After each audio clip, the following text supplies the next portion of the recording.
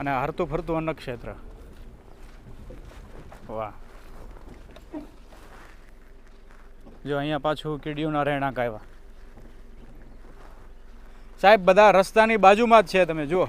હા, એટલે આઝાદભાઈ આ કીડીનું નાકર્યું ને એકદમ આમ તેજ હોય તેજ. હા, એને ખબર બરાબર. એટલે એને રેગ્યુલર રોડ ઉપર નાખીને એટલે એને ખ્યાલ આવી જાય અને અંદરથી એ કીડી બધી રોડ ઉપર આવી જાય અને એના રહેણાંક રોડ ઉપર બનાવે છે. અને કીડી પાછી એવી જંતુ છે એકલી ન ખાય. હા, પરિવાર સાથે જ હોય.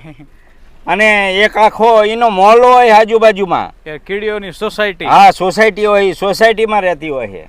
વાહ.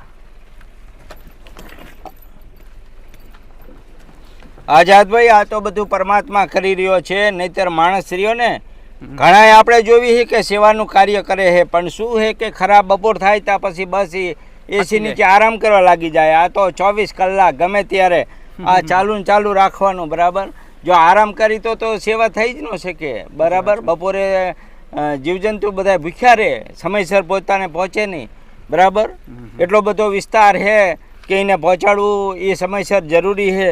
તો આપણે એવું કહેવા માંગે છે દોસ્તો કે કરવું તો વ્યવસ્થિત કરવું અને નિયમિત રીતે, કેમ કે તમે એકવાર કરો 2 વાર કરો તો પક્ષીઓ છે, જીવજંતુઓ જે છે એ એના આદિ થતા જાય